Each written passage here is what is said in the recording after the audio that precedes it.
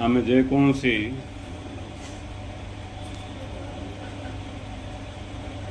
व्यवस्था कले मध्य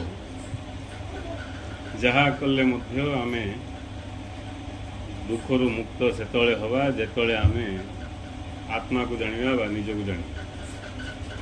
तेणु गुरुदेव कहले आत्मज्ञान बिना मुक्ति असंभव। निज को न जानिबाटा का दुखर मूल कारण। आज निज को न जानिबाटा दुखर मूल कारण। आ निज को छाड़ी आमे जहा सब करिया से सब रे हमर दुख कदापि दूर हो। तेणु निज को जानिया पई जे सजाग हैला जार विवेक जागृत हैला जे बुझी पारला जे निज को जानियाटा ही प्रकृत जीवन बोली से ही पूरा गुरुत्व देकी पूरा सिंसियर माने पूरा दायित्व सहित कर्तव्य बोधर सहित निज को जानिया पे इच्छा करी ताकू ही कह जाउची धर्म बोली। से सेतले धर्म को से पालन करछि। जे निज को जानिया पे इच्छा करछि सत्य को जानिया पे इच्छा करछि प्रकृत रे से ही धर्म को पालन करछि। आ जे धर्म को पालन करियो सेठी दुख नाही। जोठी धर्म सेठी सुख, जोठी धर्म सेठी शांति, जोठी धर्म सेठी आनंद। नहीं जोठी भी आम सुख पाऊँ से धर्म प्रकाशित हो। जोठी भी किसी दुख आसी धर्म रे किसी विच्युति देखा जाए। धर्म बोले खाली ये धर्म बोलिया संगे संगे हम भगवान पाक पलि आस। धर्म सीटा नहीं। धर्म हूँ सब किसी। धर्म ही धर्म चारिआडे। धर्म भाव रे जे विद्यमान अच्छा हूँ धर्मात्मा। से होचंती धर्मात्मा। हेले सब किछि जहाँ भी प्रकाशित हो ये सब धर्म ही प्रकाशित हो। चतुर्पार्श्व आम भितरे बाहर कौन प्रकाशित हो? धर्म प्रकाशित हो। धर्मर प्रकाश ही जगत। धर्मर आत्म प्रकाश ही जगत। तेणु कहगला धर्म को धर्म ही सब किछि धारण कर। ये सब को धारण करने लोक किए बोले धर्म। जोठी किछि धर्मर विच्युति देखा जाउची सेठी आमे दुख भोगियो बाध्य हो।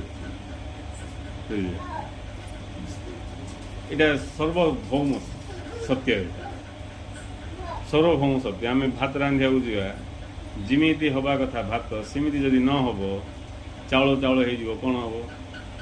सेठी आ धर्म प्रकाश पाइला। सेठी धर्म प्रकाश पाइला। एबे से चाउल चाउल भात खाइला बेलू बड़ा आनंद लगे ना कौन? नहीं चाउल चाउल हो भात हुला हो ना पूरा पेज भाया हो भात बोले भातर धर्मटा से भातर स्वभावटा प्रकाश पाऊ। सेमती प्रत्येक क्षेत्र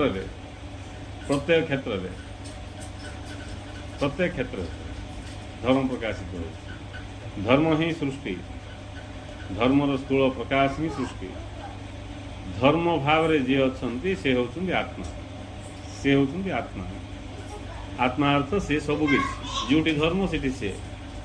जोठी से सेठी धर्म। धर्म प्रकाश पाउची अर्थ सेठी तांके अछंती।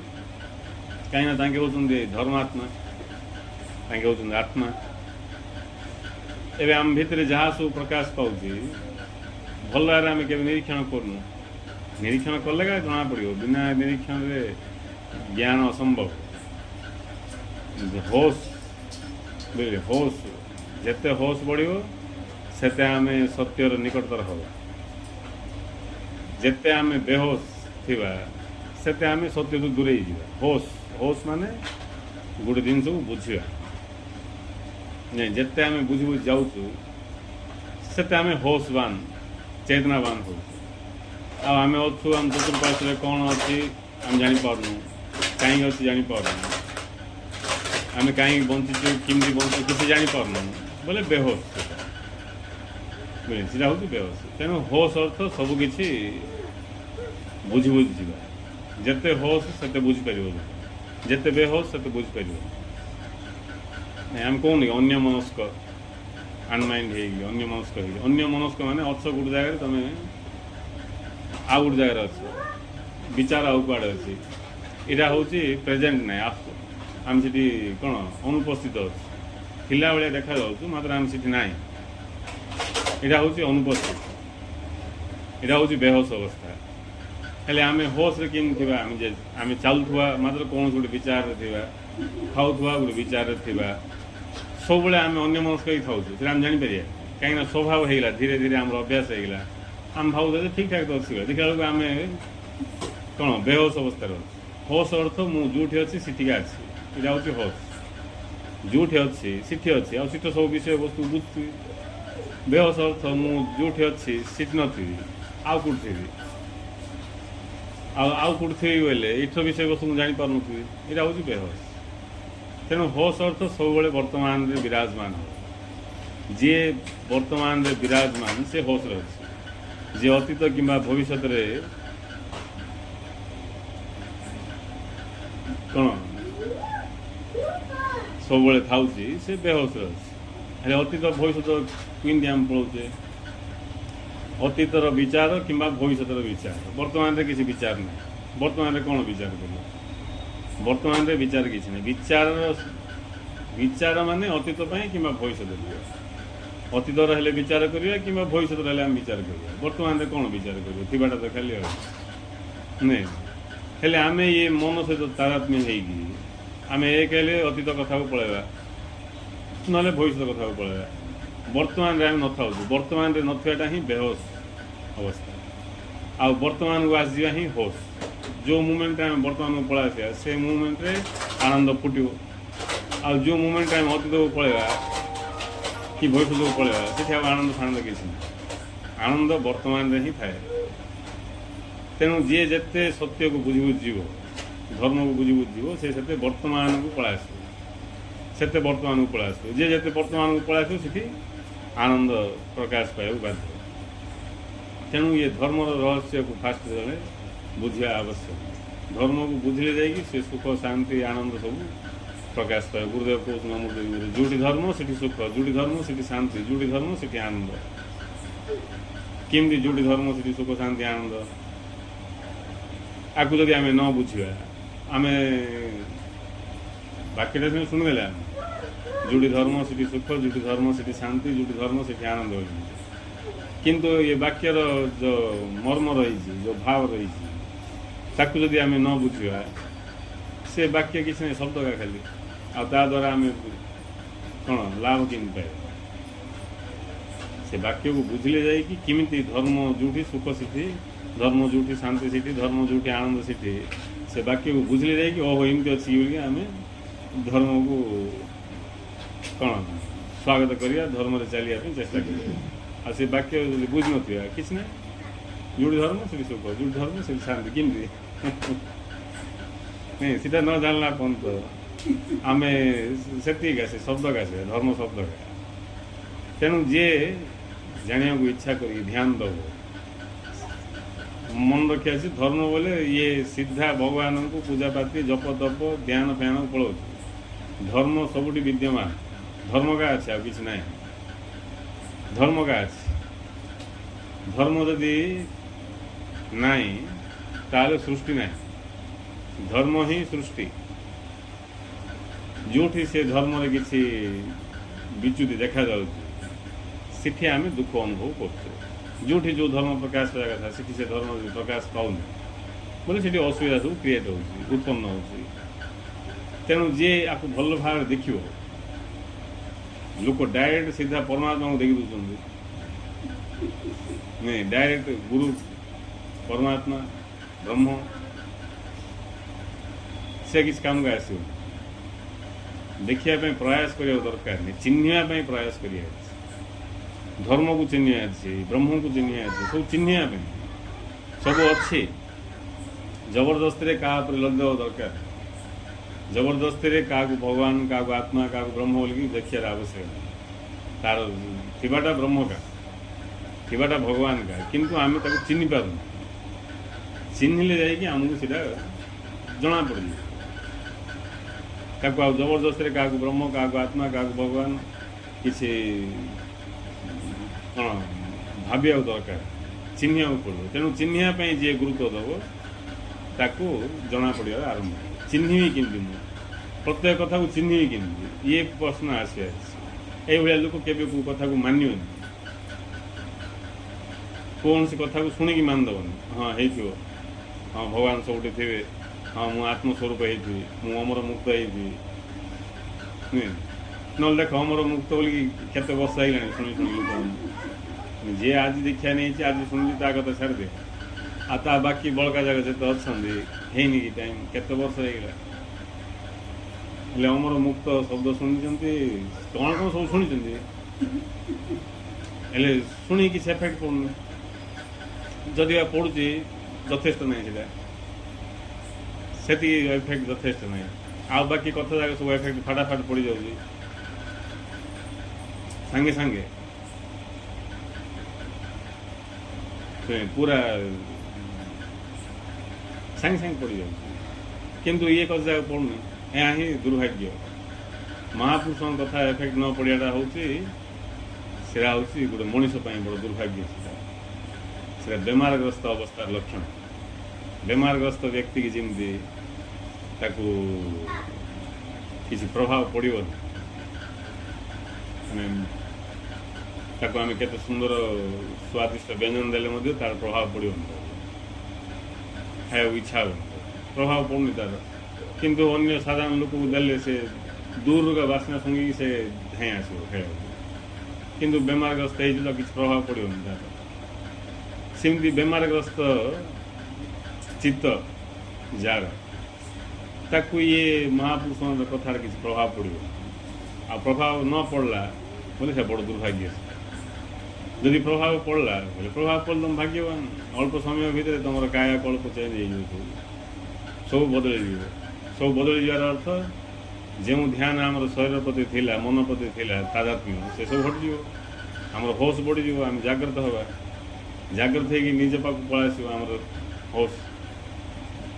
जो होश आमर अच्छी जो बाहर आड़ थिला सीधा आगे निज पाक पलैस निज पाक आसा सांगे सांगे वर्तमान मत छाड़े वर्तमान किए भी ना मुझे वर्तमान मु सब खाऊ आ बाकी सब आसती जाऊँ मत छाड़े वर्तमान किए किंतु आमे जो तादात्म्य कर अच्छे शरीर मन सहित से आम सब अतीत था भविष्य था सीधा हूँ से प्रकृतिर स्वभाव से प्रकृति कौन गोटे विषय अतीत अच्छी भविष्य अच्छी जोटा भी जो विषय हो तार अतीत अच्छी कुआड़ आसी से आड़ को जीवार अच्छी जो विषय तुम धरच थर तार पूर्व अवस्था अच्छी पर अवस्था अच्छी जार पूर्व अवस्था ना कि पर अवस्था ना जार कौन अवस्था ना जी नित्य जे सदा विद्यमान जे एकमात्र अस्तित्व सदा जे वर्तमान सी ही प्रकृत परम सत्य परमात्मा तांको ही जानिया प्रकृत आमर धर्म आ लक्ष्य हेले ये कथार गुरुत्व को जी आम बुझा से आम पाखे शक्ति प्रकाश पाइब ना आमर शक्ति जाक सब कौन बाहर आड़ पड़े आम शक्ति सब बाहर आड़ पड़े जिते आम ये कथार गुरुत्व को बुझा से आमर ध्यान भितर आड़ आस भितर आड़ आसवार तो आधार आड़ आस आम बुझीपर सबकि गौण ये संसार में सबकि गौण खाली डिलिंग करने कथा सीना क्या नहीं फिलिंग हो पार आमर जो अभाव अच्छी ये संसार विषय नहीं कि फिलिंग हो पार केवल डिलिंग का नो फिलिंग किसी पूर्ण हो पार आम भर नहीं केवल व्यवहार करने कथा हेले ये सब सत कथा जानी जाए आनंद किसी सत जान न जन को किसी सत्य जना न खाली कल्पना राज्य में बुलथु आ कल्पना राज्य में बुलिया लोक नहीं मोक्ष दरकार मुक्ति दरकार सुख दरकार आनंद दरकार दरकार कि गोटे न दरकार बंच पारे आउ जी कि वास्तविक स्टेट को पहुँच जीव वास्तव राज्य को पहुँच जीव सीठी आउ किसी आवश्यक ना सी तुम मुक्ति दरकार नहीं मोक्ष दरकार नहीं सी किसी ना सी बंधन ना तेणु मुक्ति दरकार नहीं दुख ना तेणु सुख दरकार नहीं, अशांति ना तेणु शांति भी दरकार नहीं, किसी भी दरकार नहीं। आमे जेहेतु नुआ भितर प्रवेश हो ज्ञान शिक्षा करमको कहुच्छे आम दुखरे अच्छु तेणु सुख कथा शांति कथा आनंद कथा कहुच्छे आम मृत्यु का देखिकी भयभीत होच्छू तेणु आमको अमृत कथा कहुच्छे आम दुनिया बंधन में बांधे अच्छु तेणु मुक्ति कथा कहुच्छे सब कहुच्छे जिते आम जाणी जाणी से पाक पहुँचा से बंधन ना मोक्ष ना कि ना से कहीं कि ना थीटा जड़े अच्छे से कहीं आउ किस थी कि ना बोले ये रूपरेखा कि ना ना सब अच्छे मात्र कि ना ये कथा को बुझे हेले आम कौन एक अच्छे बोली कह ना ना बोली कह सब दुस्तुव ना बोले धंदा कि नहीं सब अच्छे मात्र कि ना बोले यहाँ आम कैच कला कि कष्ट हो जाए किंतु सब देखागले मिशा कि ना तार मुख्य कारण हूँ जे अच्छी से जनेगा आउ जड़े थे कि अच्छी आम कह आउ जड़े थे कि अच्छी कि किए अच्छी आउ जड़े आम कह थीटा जड़े थीटा जड़े पूरा जड़े हिंदी ना जे केत लोग हिंदी विषय मानुंट आम एकेश्वरवाद एक ईश्वर को मानचु नहीं मानिया तुम भी अस्तित्व है कार भी अस्तित्व है मानिया कार भी अस्तित्व गोटे धर्म संस्था कहुच्छी जड़े ही अच्छा छड़ा किए भगवान नुहति किए सब मूर्ख जाक सेमती जी कौन से मूर्ख जड़े ही दूत आसते छड़ा किए जाए से मूर्ख से मूर्ख मान भाषा से परमात्मा को चैलेंज कर परमात्मा को चैलेंज कर मूर्ख लक्षण से जड़े का अच्छा आउ किए ना लास्ट से यहाँ सब विकृति मानसिक विकृति लक्षण भगवान जड़े का भगवान अच्छे छड़ा किए भगवान ना थीटा जड़े भगवान छड़ा किए भगवान ना कह किए तेणु भारतीय मुंडू से छाड़े आउ बाकी कौटी किए ये कथा को स्पष्ट भाव पूर्ण भाव बोले परम स्थिति किए भी पहुँचना जे भी पहुँचती पाखापाखि जा रही पूरा जी जाना कथा किए भी पहुँचना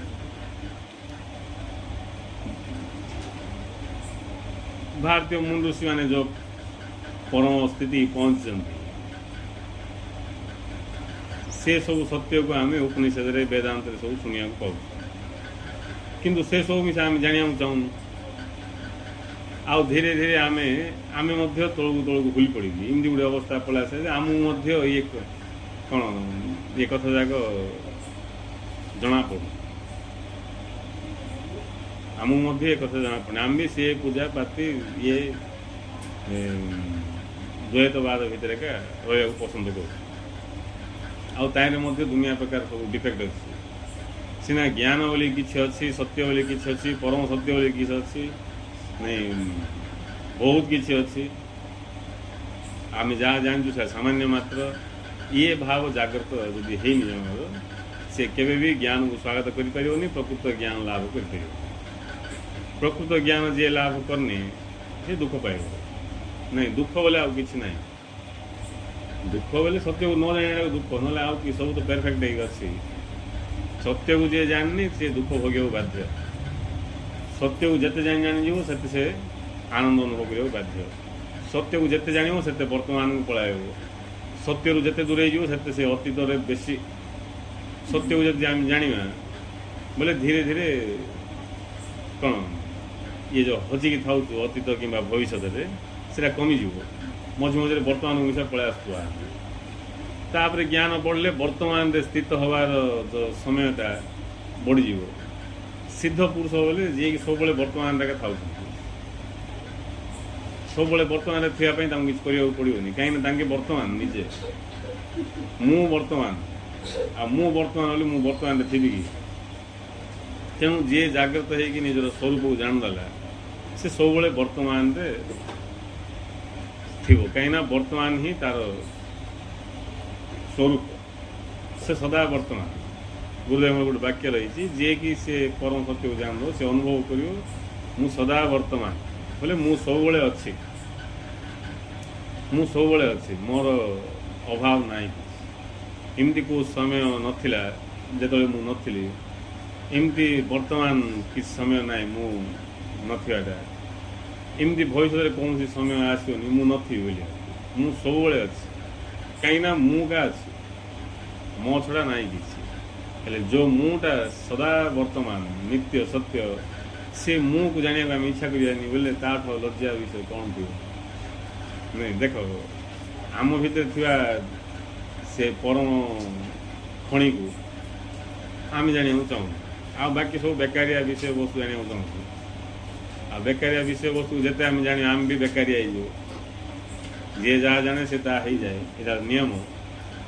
जे बेकारिया जिन को दिया जाने से बेकारिया हो जाए नहीं से बेकार से व्यर्थ हो जीवन कहीं व्यर्थ जिन जानू मूल्यवान विषय को बुझा पड़ो तापर मूल्यवान विषय भी ना अमूल्य को बुझा पड़ो अमूल्य को जो जड़े बुझे से सी भी अमूल्य हो सृष्टि अमूल्य जनेगा सी होती भगवान बा आत्मा जहाँ कि सी ही अमूल्य अमूल्य माने मूल्यांकन करहबनी आम मापी पारे एति या कि अमूल्य से किसी मूल्यांकन हम आ से जो सत्य रही परम सत्य केते अज्ञान नहीं अज्ञान एमती भयंकर अज्ञान जे सहित जोग स्थापन कर नहीं भगवान सहित जोग वियोग हवाटा का अज्ञान जोग करियाटा भी अज्ञान हेले कौन करा जीवो जानिया इच्छा कर चिन्ह जदि वियोग हो जोग कर हेले आमको सीधा सत कथा कहले बुझीपारे तेणु गुरुदेव कौन कहले भाषा को आमर भाषा मिसई कहले जानिया इच्छा करिया ही जोग बोली कह ना गुरु सीधा कह बोली कहले जोग ना वियोग ना कही तो तुम अलग ना जोग किस तेणु जानिया इच्छा करिया ही जोग हेले वियोग कौन तांको न जानियाटा नहीं आमे न जानी ही आमको लगुच मुई भगवान को भिन्न से मत दर्शन देवे आज काली के नहीं से बड़ दयामय कौन कौन सब कई जाऊ नहीं तारे ये प्रार्थना तक और डेंजरस नहीं तेणु किमिति जदि अद्वैत ही सत्य मु किमिति अद्वैत स्थिति को पहुँचवी ताको चिन्हबी सी उपर ध्यान दवा अद्वैत ही जदि सत्य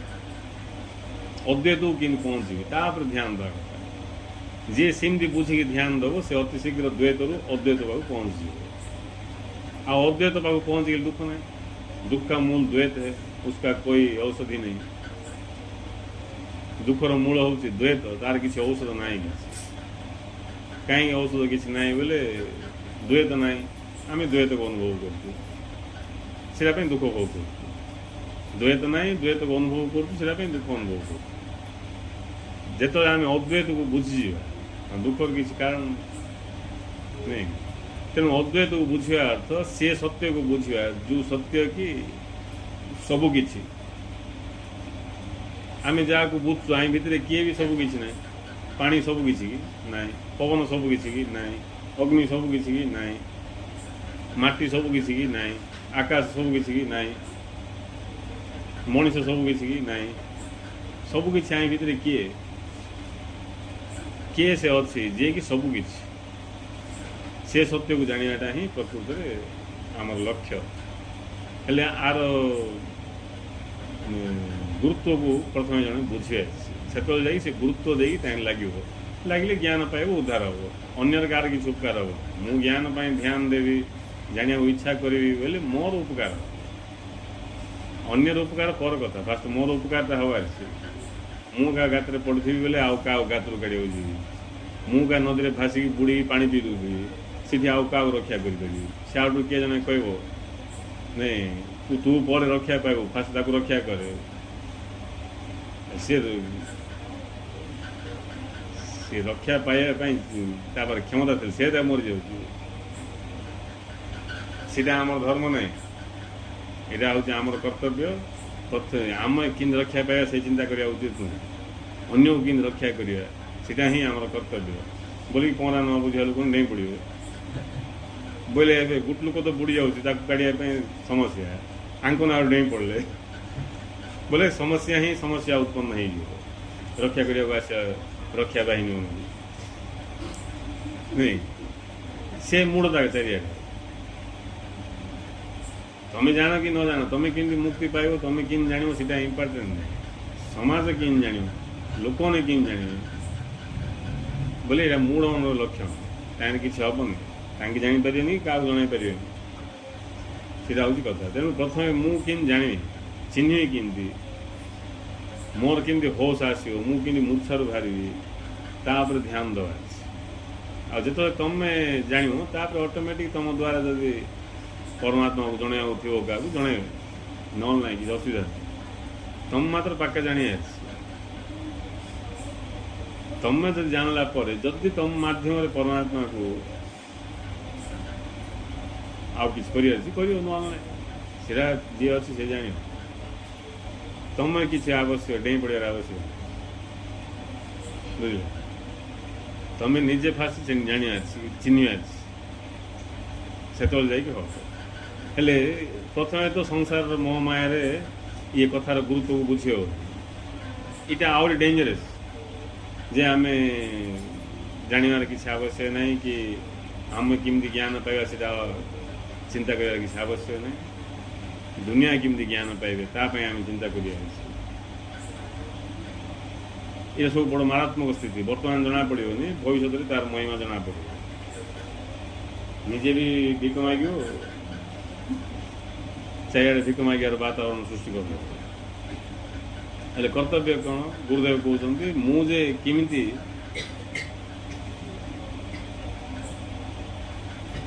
ମୁକ୍ତ ହେବି, ଆକୁ ଦିନ ରାତି ଚିନ୍ତା କରିବା ଉଚିତ। ଯିଏକି ଦିନ ରାତି ନିଜର ମୁକ୍ତି ବିଷୟରେ ଚିନ୍ତା କରିବ ସେ ଏହି ଜନ୍ମରେ ହିଁ ମୁକ୍ତ ହେଇଯିବ। ଦିନ ରାତି ନିଜର ମୁକ୍ତି ବିଷୟରେ ଚିନ୍ତା କରିବ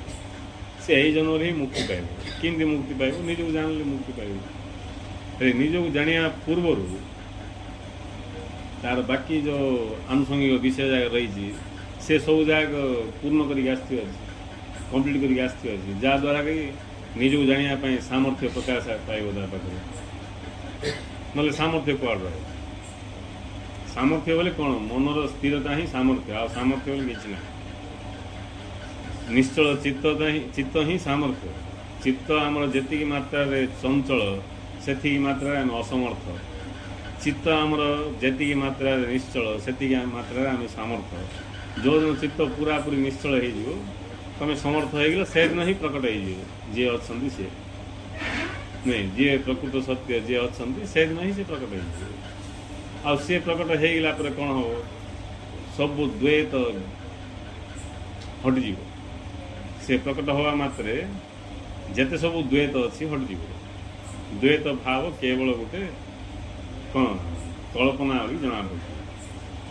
ଦୁଇ ହେଉଛି କଳ୍ପନା। ବ୍ରହ୍ମ ଦୁଇ ନୁହନ୍ତି ଏକ। ଏକ ହିଁ ବିଭିନ୍ନ ଭାବରେ ପ୍ରକାଶିତ ହୁଅନ୍ତି। ଯେଉଁମାନେ ବ୍ରହ୍ମଙ୍କୁ ବୋଉ ବୋଲି ବିଚାର କରନ୍ତି ସେମାନେ ବ୍ରହ୍ମଙ୍କୁ କିମ୍ବା ତାଙ୍କ ଲୀଳାକୁ ଜାଣିବା ପାଇଁ ଚେଷ୍ଟା କରିନାହାନ୍ତି। ନାଇଁ, ଗୁରୁ ଏଠି ଭୁଲ କହିଲେ।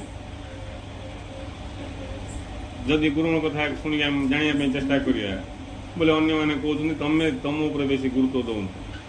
ଜଗତବାସୀ କେମିତି ଏ ଜ୍ଞାନ ପାଇବେ ଗୁରୁତ୍ୱ ଦିଅ। ଇଆଡ଼େ ଗୁରୁ କହୁଛନ୍ତି ଜାଣିବାକୁ ଚେଷ୍ଟା କରିନାହାନ୍ତି ବୋଲିକି ବଡ଼ ଧନ୍ଦାରେ ପଡ଼ିଗଲା। କାହା କଥା ଶୁଣିବ? ନାଇଁ, କିଏ ଶୁଣିବ କାହା କଥା? କହିବି ନା, ଫଟକାର ଅନ୍ୟମାନଙ୍କର କଥା ଶୁଣିବ। ପ୍ରକୃତ ଜିଜ୍ଞାସୁ ପ୍ରେମୀ ସେ କେବଳ ଗୁରୁଙ୍କର କଥା ଶୁଣିବ, ସତ୍ୟ କଥା ଶୁଣିବ, ଆଉ ତାର ବିବେକରେ ସେ ନିଜେ ବିଚାର କରିବ। କାହା କଥା ଶୁଣିବନି, ନିଜ ବିବେକରେ ବିଚାର କରିବ କେଉଁଟା ଠିକ୍। ଆଉ ବାକି ମନର ବିବେକ କିଛି ନଥିବ, ମେଣ୍ଢାମାନେ ତାଙ୍କୁ ଯିଏ ଯେମିତି ଭୂତେଇଲେ ସେ ସେମିତି ଭୂତିଯିବ। ତମେ ଗୋଟେ ବିବେକ ବାଲାକୁ ଭୂତେଇ ପାରିବ? किसी करें कि विवेक वाला से होश थी आ होश क्लीयर दुष्ट कूटा ठीक कूटा भूल कूटा करणीय कूटा अकरणीय नहीं ताको होश दुषी होता बेहोश लोक किसी दुषी होना जी जमी कहले से शुणी आउटा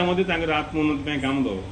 कहीं माड़ खाइले काम दब विषय काम दब माड़ का दरकार थी दुख का दरकार थी बहुत लोक दुखर आवश्यकता रही है काम एफेक्टिव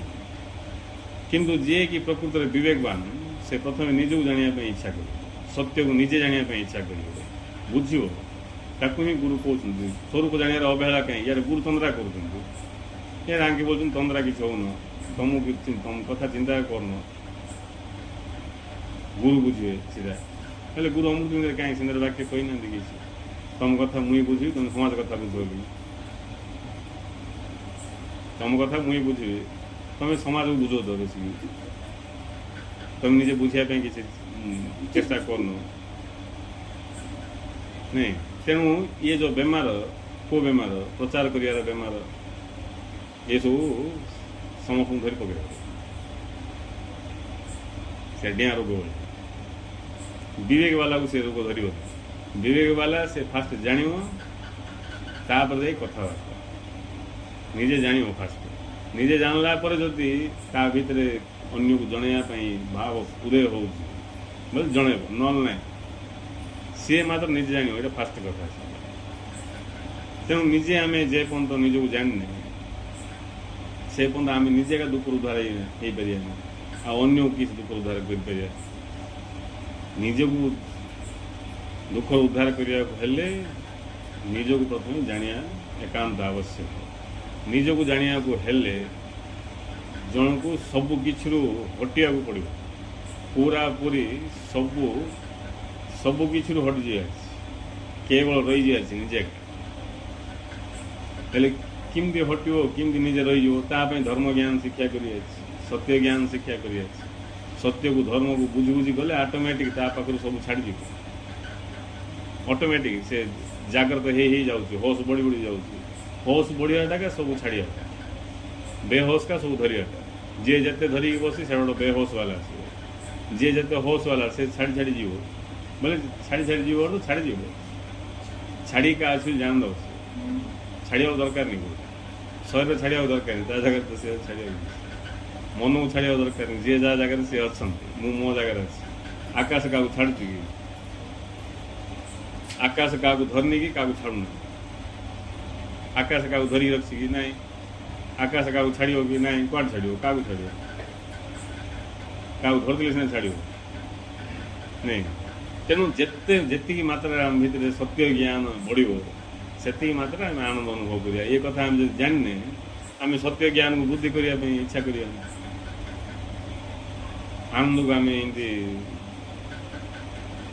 मामूल पाई जाए चाहे अज्ञान भितर थी एड अज्ञान जब भितर अच्छी बोले दुख तो थी तेणु जो अज्ञान आम भितर थी आम दुख भोग करते से अज्ञान को हटेवा ही आमर कौन जीवन लक्ष्य साधना धर्म कर्तव्य जहाँ कि से अज्ञान को हटाइबा दिन राति गुरुदेव कहते दिन राति लगी पड़ी नहीं उठले बसले चलले खाइले काम कला सब मुहूर्त कौन करिए होश रे का होश रे जिते आम थी से आम सत्य को देखी पार जिते सत्य को देखा से आहरी होश बढ़ी जिते होश बढ़ी आहरी सत्य को देखी पार इमती सत्य को जिते देखा से आम चित्त निश्चल हो असत्य को जिते देखा आम चित्त साथ चंचल तूफान पलाय चित्त चित्तर जो तूफान पलाइला बोले मु किए पासुरी जाऊ नहीं जानार प्रश्न ना निश्चल चित्तर ही निजक जानी हो निजर अस्तित्वर बोध क्लियर हो अस्तित्वर बोध रे ये जो कल्पना जाक मिसी जाइए बोध शुद्ध बोध नहीं हो दुख का मूल द्वैत है इसका कोई औषधि नहीं मैं एक विशुद्ध बोध हूँ मु हूँ एक विशुद्ध बोध बोले तार किसी ना कौन सी ज्ञान नहीं ज्ञान का नहीं ना ज्ञान अच्छी ना अज्ञान अच्छी केवल बोध मात्र नहीं मु एक विशुद्ध बोध यार अनुभव ही आनंद परमानंद यार अनुभव मु एक विशुद्ध बोध हेले कौन विचार कले हम कि जानापी कह महापुरुष ने विचार करने किसी कहना जाना मु एक विशुद्ध बोध जान जोटा जान जोटा जान जाना ही ज्ञान ज्ञान ही शक्ति आम जाना इच्छा न कले कि जोटा जान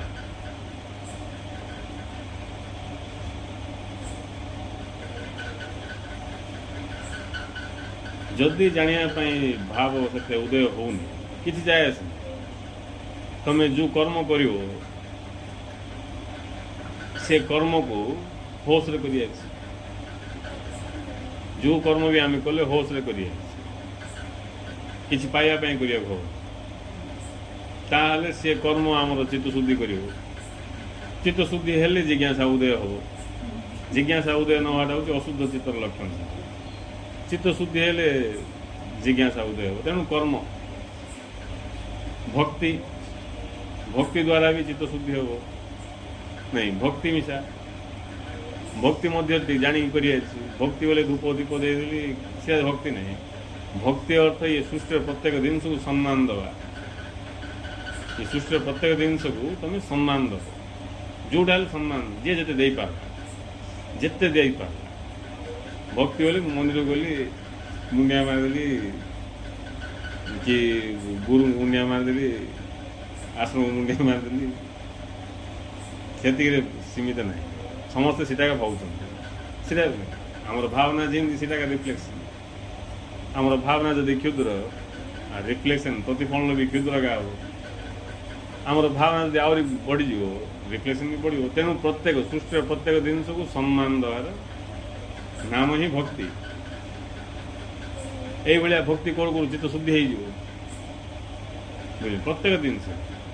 प्रत्येक सृष्टि जहाँ भी अच्छी समस्त को सम्मान देवार निजर मंगल जदि आम चाहूँ निजर उद्धार करने चाहूँ निज स्वरूप को जाना चाहूँ बोले ये कर्म भक्ति भी ऐड होवार और स्पीड हो काम नहीं ये सब जाक पूर्णांग जोग बोले पूर्ण तुमको फिटियार चांस नहीं आज्ञा मत यहाँ होनी बोले यहाँ नहीं तुम आ फिटियार चांस नहीं तुम से फिट हो जो तुम आगु ध्यान दब तुमको किसी लिंक ना जाना इच्छा ना बिल्कुल बोले उपाय ना ना तुम जाना इच्छा कर बोले यहाँ जानी पार बोले यहाँ को बुझी कर यहाँ को बुझी कर यही भाव तुम निज को निजे योग्य कर ताकू गुरुदेव बोले तुम ईश्वर आशीर्वाद पात्र पात्री हो आपाई मु आशीर्वाद कर मोर आशीर्वाद है डेली तुमको सत्संग शुणु यहाँ ही मोर आशीर्वाद ना तुम कह गुरु हाथ पकड़ आशीर्वाद कर सांगे सांगे एफेक्ट पड़ा हेले का से हाथ पकड़ एफेक्ट नहीं गुरु आशीर्वाद कले अर्थ तुम भितर से भाव जागृत हम मुझे तुमको आशीर्वाद कर तुमको सब ज्ञान देवी तुम्हें खाली ध्यान नहीं तुम्हें खाली ध्यान दियो जाना इच्छा कर जदि मु दवा ज्ञान तुम जाना इच्छा कर तुम आशीर्वाद पात्र पात्री ईश्वर आशीर्वाद पाइब ईश्वर आशीर्वाद पाइबार अर्थ कौन ईश्वर आशीर्वाद पाइबार अर्थ हूँ तुम बुझी जाऊच बुझे सत्य को बुझा ही ईश्वर आशीर्वाद आ सत्य को बुझार परिणाम स्वरूप कौन हम चित्त निश्चल हो चित्त जो निश्चल हो जाऊँ निजर ही स्वरूप निकटर होमती गोटे समय आसो तुम नहीं चित्त कौन प्रकार चंचलता न अवस्था पूरा क्लीयर छवि पड़ा पूरा क्लीयर छवि निश्चल चित्त पूरा क्लीयर छवि आ जो दिन तुम निजर छवि निजे देखीदब तापर आउ किसी नहीं निजर छवि की निजे देखीदे आम बोले से क्षण आम एकाकार हो देखिया मात्रे जानिया मात्र ता हो जाए जे जहाँ जाने से ता हो जाए जे आत्मा को जाने से आत्ममय हो जाए से क्षण आम निजर छवि की देखिया मात्र आ आम ता ये सब कष्ट कि कष्ट बेपार किसी ना कष्ट प्रश्न का ना कष्ट केमती आम जो कम करें कष्ट पाइबा कर आनंद पाइबा मुझे जोड़ा कर कष्ट केमती पाइबी भिक केमती मागे बोली कम कर ना मुझे आनंद पाइबी बोली कम कर जी भी तुम एडी टे चेतना है तुम एत व्यवस्था कर जे कि कर्म चेतना नहीं तांकर व्यवस्था रे दुख कौट थी नहीं तांके बुझे तांके निजे निजे प्रकाशित होते दुख कहीं नहीं दुख बोले आउ जन किए थी मो मो नहीं मत से गोटे प्रकार कहले आउ प्रकार चक्रांत करदेला आउ जने थे चक्रांत कर आउ जने थे किए षड्यंत्र कर षड्यंत्र करदेला मत कहला आपण बहु कहतु आज्ञा बोलिकी मु सब हेल्प करी सी मत बहु कर दी पड़ेगा नहीं चक्रांत पकईदेला मत षड्यंत्र करदेला मु बहु हो धंदार पड़ी कौन करी एमती आउ जने थे सीना कि थीटा जड़े अच्छा नहीं जड़े अच्छा निजर स्व क्षमतार निजे प्रकाशित होती ये कथा को न बुझिकी आम दुख पाऊ आम जिते सब कथा बुझी जाइए संसार सब काटापी के ज्ञान दवा पड़े ना कि ना जी अच्छा सी अच्छी जमी सिंधी आर आत्मप्रकाश का सृष्टि आम देखी देखी देखी देखी सब जाक कल्पना करी गोटे को आउ गोटे विचार करी सत्य कर देखा से सत्य ना से सब सत्य ना जमती कि आमर मातृभाषा नहीं मोर मातृभाषा या बोली समस्त फिल हो मातृभाषा किसी ना किंतु अच्छी व्यवहार नहीं सब व्यवहार से व्यवहार को आम परम भावीदे आम भ्रांति पड़े आमर जाति आमर धर्म या ये सब व्यवहार सत ये सब ना आम ये सब सत ना व्यवहार को व्यवहार जगह रखले ठीक व्यवहार टी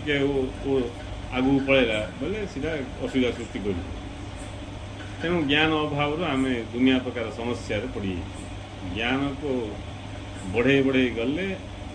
ज्ञान फलस्वरूप ये सब हटियार आरंभ हो जिते हटि हटि जीव चित्त से निश्चल चित्त से निश्चल से मात्रा मत जना पड़ो मु किए आ जो दिन पूरा चित्त निश्चल हो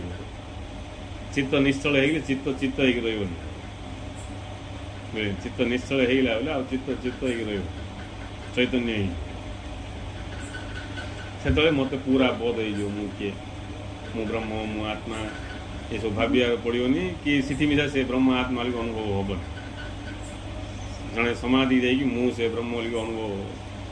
कर जोटा अनुभव कर बुझापी ब्रह्म आत्मा शब्द प्रयोग करें समाधि जाकि मु ब्रह्म मु ये मु से मु निराकार मु असंग ये सब किसी भी अनुभव नहीं विचार ना भावना नहीं किसी ना सियाड़ आइला प्रकृति की से जान ब्लैक बोर्ड रे व्हाइट ये कौन थी चकपीस लिखला जमी व्हाइट चकपीस आम लिखुचे धला चकपीस ब्लैक बोर्ड लिखुचे कहीं ब्लैक बोर्ड रे का फुटे दूस विपरीत नहीं जो पुनर्बार आ लीला जगत को आसो से जना पड़ो मु असंग मु क्रियाशून्य मु शुद्ध मु नित्य मु विमल जहाँ कि सब स्वरूप विषय कहुई से सब जाक ये जना पड़े सीना सिटी समाधि बसिकी बाउली हो समाधि बाउली हो समाधि ना समाधि किसी ना शुद्ध बोध मात्र नहीं हेल्ले आम स्वरूप सीटा भी आम सीटा अच्छु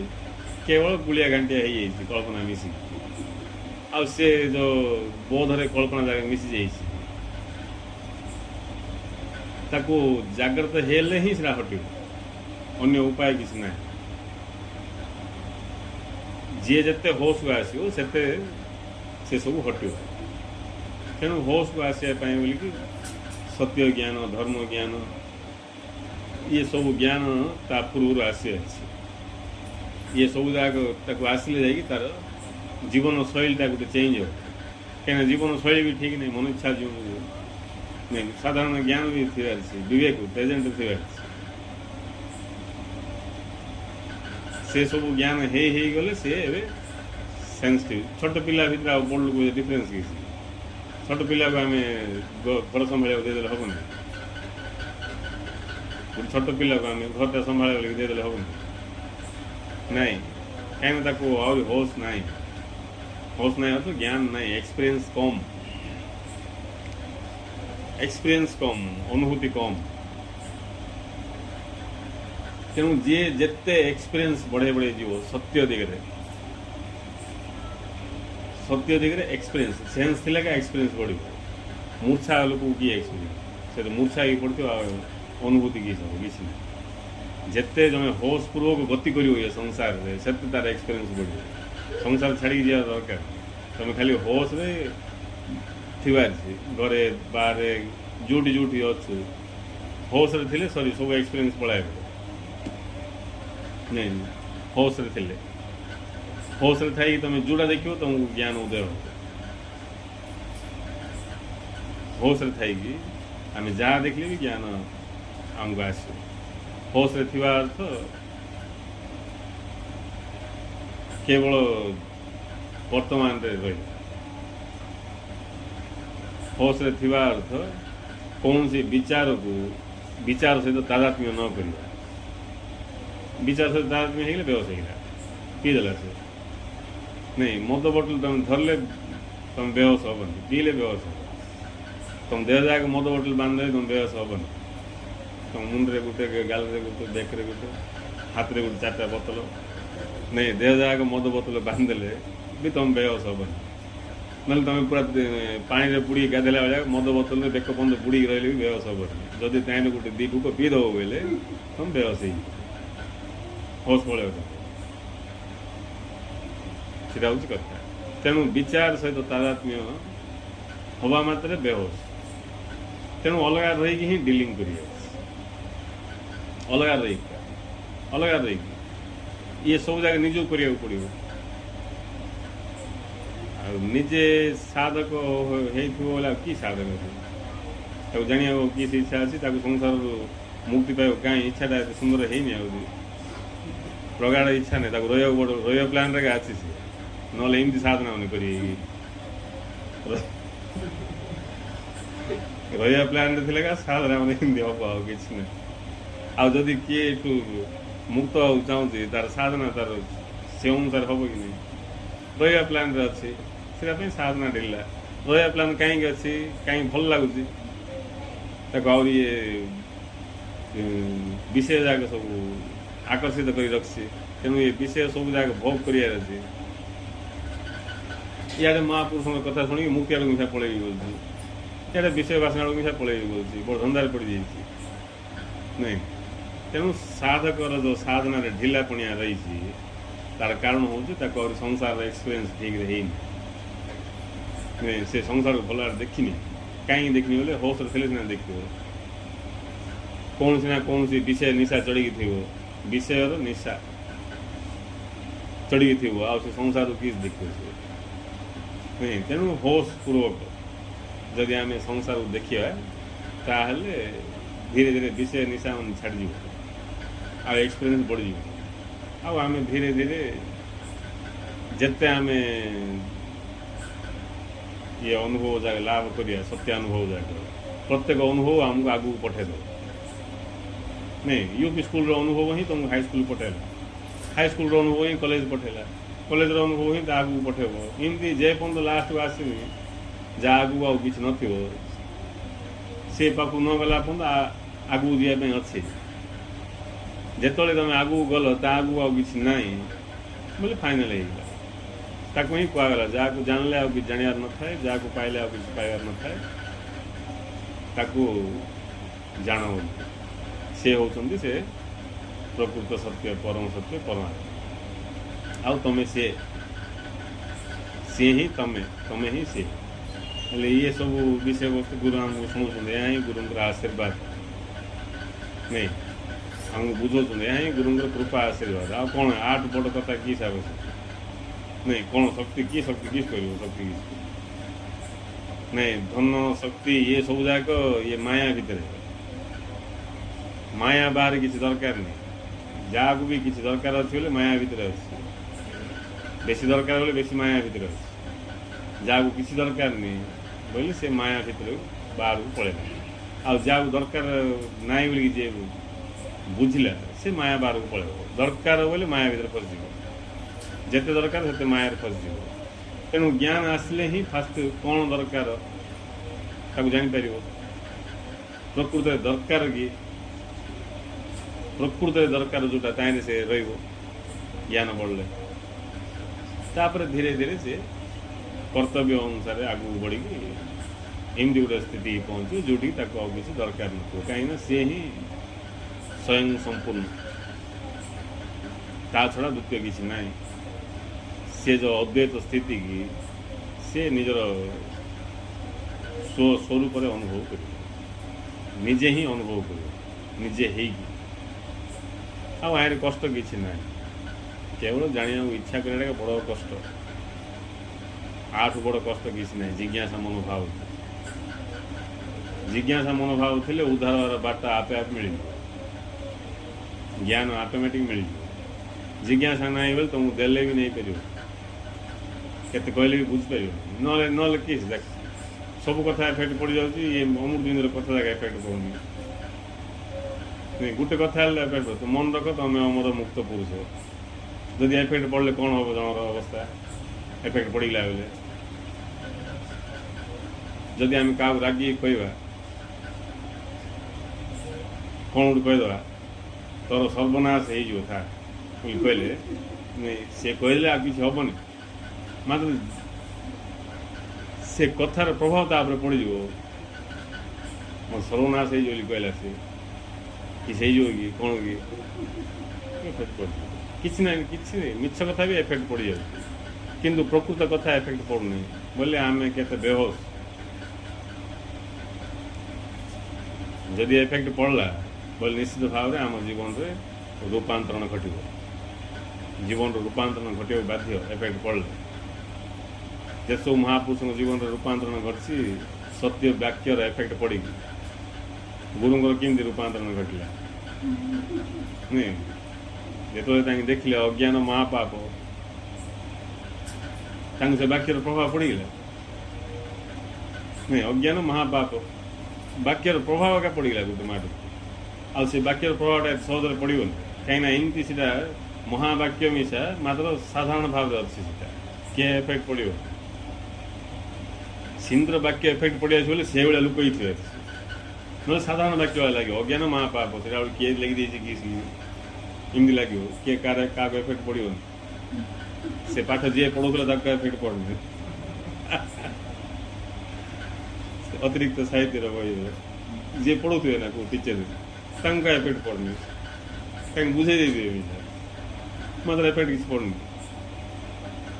ମାତ୍ର ଗୁରୁଙ୍କୁ ପଡ଼ିଗଲା ତାର ଏଫେକ୍ଟ। ଅଜ୍ଞାନ ମହାପାପ, ତାକୁ ବାରମ୍ବାର ସେ ଧ୍ୟାନକୁ ନେଲେ। ଅଜ୍ଞାନ ମହାପାପ ନେଇ ଲାଷ୍ଟକୁ ତାଙ୍କେ ପହଞ୍ଚିଗଲେ ନିଜର ସ୍ୱସ୍ଥିତି। ଆହୁରି ଆମକୁ ବୁଝା ପଡ଼ିଲା ବେଳେ ଆହୁରି ସହଜ ସରଳ ଆଉ ଆହୁରି ଗୁରୁତ୍ୱପୂର୍ଣ୍ଣ, ମାନେ ହୀରା ଭଳିଆ ବାକ୍ୟ ଗୋଟେ, ମାତ୍ର ଏଫେକ୍ଟ ପଡ଼ୁନି। ଗୁରୁଦେବ ଆମକୁ କହିବା, ଯଦି କାହାକୁ ଏଫେକ୍ଟ ପଡ଼ୁନି ବୋଇଲେ ସେ ମୂର୍ଚ୍ଛାରେ ଅଛି ବେଶୀ। ଟିକେ ବି ହୋସ୍ ଥିଲେ ଏଫେକ୍ଟ ପଡ଼ିଯିବ, ପଡ଼ିଗଲା ବେଲେ ହୋସ୍ ବଢ଼ିଯିବ, ହୋସ୍ ପଡ଼ିଗଲା ବେଲେ ଆହୁରି ଚଢ଼ିଯିବ ଉପରକୁ, ଆହୁରି ଚଢ଼ିଗଲା ବେଲେ ଆହୁରି ବଢ଼ିଯିବ। ଏମିତି ହେଇକି ସେ କେତେବେଳେ ପହଞ୍ଚିଯିବ କିଏ କହିପାରିବ? ପହଞ୍ଚିଯିବା ମାନେ ଚେତା ହେଇଯିବ, ଚେତା ହେଇଯିବା ମାନେ ଦ୍ୱୈତ ହଟିଯିବ, ଚେତା ହେଇଯିବା ମାନେ ଦୁଇ ହଟିଗଲା। ଏବେ ସେ ନିଜେ ଇଚ୍ଛା କଲେ ମଧ୍ୟ ଆଉ ଅସମ୍ଭବ। ସେ ବି ଇଚ୍ଛା କରିବ, ନାଇଁ ମୁଁ ଅନେକକୁ ଦେଖିବି, ଅନେକ ହିଁ ସତ୍ୟ, ଭଗବାନ ଭିନ୍ନେ, ମୁଁ ଭିନ୍ନେ, ଗୁରୁ ଭିନ୍ନେ, ପରମ ବ୍ରହ୍ମ ସିଆଡ଼େ ଅଛନ୍ତି, ମୁଁ ଇଆଡ଼େ ଅଛି। ସେ ମୋତେ କିଛି କାମ ଦେବନି, ଆଉ କିଛି କାମ ଦେବନି। ଯେମିତି ଜଳି ଯାଇଥିବା ଦୌଡ଼ିକି ତୁମେ ବାନ୍ଧିକି ଗଲେ ଆଉ କାମ ଦେବନି। ଗୋଟେ ଦୌଡ଼ି ଜଳି ଯାଇଛି, ଦୂରକୁ ଦେଖିଲେ ଦୌଡ଼ି ଭଳିଆ ଦିଶିବ, ଫଟୋ କାଢ଼ିଲେ ଦୌଡ଼ି ଭଳିଆ ଫଟୋ ଆସିବ, ସବୁ ହେବ। ମାତ୍ର ସେ ଦୌଡ଼ିକି ଧରିକି ଯଦି ତମେ ବାନ୍ଧିବାକୁ ଚାହିଁବ, ତୁମେ ହାତ ଲଗାଇବା ସାଙ୍ଗେ ସାଙ୍ଗେ ସେଇଟା ଝଡ଼ିଯିବ ସବୁ, କାହିଁକିନା ପାଉଁଶ ସେଇଟା ଦୌଡ଼ି ଆକୃତିରେ ଦେଖାଯାଉଛି କିନ୍ତୁ ଜଳିଯାଇଛି ପାଉଁଶ। ସେମିତି ଯିଏ ଜାଗ୍ରତ ହେଇଗଲା ସ୍ୱରୂପରେ, ସେ ଖାଲି ଦେଖାଯାଉଛି ସଂସାରୀ ଭଳିଆ, ମାତ୍ର ସେ ନାହିଁ ସେଠି। ସେ ଦେଖାଯାଉଛି ତାର ବ୍ୟବହାରରେ ଦ୍ୱୈତ ଲୋକ ଭଳିଆ, କିନ୍ତୁ ତାର ଭିତରେ ସେ ନାହିଁ କିଛି।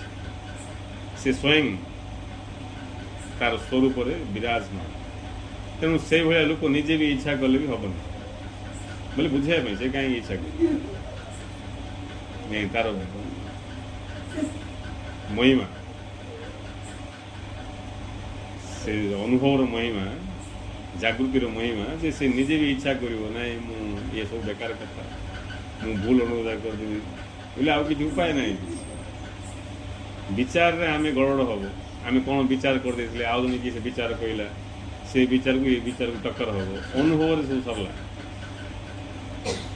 ଆଉ ସେ ଅନୁଭବ ବି ଦିବ୍ୟ ଅନୁଭବ, କେଉଁ ମାଧ୍ୟମରେ ଅନୁଭବ ନାହିଁ। ମାଧ୍ୟମର ଅନୁଭବ ବି ଗଡ଼ବଡ଼ ଅଛି। ଆମର ବି ଅନୁଭବ ବହୁତ କିଛି ହେଉଛି, ଇନ୍ଦ୍ରିୟ ମାଧ୍ୟମରେ, ମନ ମାଧ୍ୟମରେ, ବୁଦ୍ଧି ମାଧ୍ୟମରେ, ଜ୍ଞାନ ମାଧ୍ୟମରେ। ଜ୍ଞାନ ମାଧ୍ୟମରେ ବି ଯେଉଁ ଅନୁଭବ ହେଉଛି ସେଇଟା ବି ପ୍ରକୃତ ଅନୁଭବ ନାହିଁ। ପ୍ରକୃତ ଅନୁଭବ ହେଉଛି କେବଳ ଅନୁଭବ, ଶୁଦ୍ଧାନୁଭବ, ଦିବ୍ୟାନୁଭବ, ସେଇଟା ହିଁ ସ୍ୱରୂପାନୁଭବ। ତେଣୁ ସେ ସ୍ୱରୂପର ଅନୁଭବ ବା ଆତ୍ମାର ଅନୁଭବ ଯିଏ କଲା ସେ ମୁକ୍ତ ହେଇଗଲା। ଆଉ ସେ ଆତ୍ମା ଅନୁଭବ, ସ୍ୱରୂପ ଅନୁଭବ ପାଇଁ ଆମେ ଯେଉଁ ଷ୍ଟେଜ୍ରେ ଅଛୁ, ସେ ଷ୍ଟେଜ୍ରୁ ସବୁ ସତ୍ୟକୁ ବୁଝି ବୁଝି ଯଜ୍ଞ ହେଇ ଆସୁଛୁ। ଯଜ୍ଞ ଯଜ୍ଞ ଯଜ୍ଞ, ବୁଝି ଯଜ୍ଞ, ବୁଝିକି ଯଜ୍ଞ, ବୁଝିଲା ଜିଇଁଲା ଯଜ୍ଞ ହେଲା, ବୁଝିଲା ଜିଇଁଲା ଯଜ୍ଞ ହେଲା। ଆଉ ଯିଏ ବୁଝିବ ସେ ଜିଇଁବ, ନ ଜିଇଁ ପାରୁନି ବୋଲି ବୁଝିନି। ଯିଏ ବୁଝିବ ସେ ଜିଇଁବାକୁ ବାଧ୍ୟ। ଜିଇଁବାରେ ଗଡ଼ବଡ଼ ଅଛି ବୋଲେ ବୁଝିବାରେ ଗଡ଼ବଡ଼ ଅଛି। ତେଣୁ ବୁଝିବା, ଜିଇଁବା, ଅନୁଭବ କରିବା, ଶେଷରେ ଆସିବ କେବଳ ଶୁଦ୍ଧ ଅନୁଭବ। ବୁଝିବାଟା ଜିଇଁବାଟା ଲୀନ ହେଇଗଲା, ଜିଇଁବାଟା ଅନୁଭବ ଲୀନ ହେଇଗଲା, ରହିଗଲା କେବଳ ଅନୁଭବ ସ୍ୱୟଂ। ତେଣୁ ସମସ୍ତେ ଆମେ ସେ ଅନୁଭବ ଦିଗରେ ଗତି କରୁଛେ। ଜାଣିକି ଗତି କଲେ ଚଞ୍ଚଳ ହେବ, ନ ଜାଣିକି ମୂର୍ଚ୍ଛାରେ ଗଲେ ସେଇଟା ବିଳମ୍ବ ହେବ। ଯେତେ ବିଳମ୍ବ ହେବ ସେତେ ଆମେ ଏଠି ସଂସାର ଦୁଃଖ ଭୋଗ କରିବା ଛଡ଼ା ଆଉ ଅନ୍ୟ କିଛି ନାହିଁ। ତେଣୁ ଆକୁ ଆଖ୍ୟା ରଖି ଗୁରୁ କହିବା କଥାକୁ ସବୁ ବୁଝିବା ପାଇଁ ଧ୍ୟାନ ଦେଇକି ଆମେ ଆଗକୁ ବଢ଼ିବା। ଜୟ ଈଶ୍ୱର।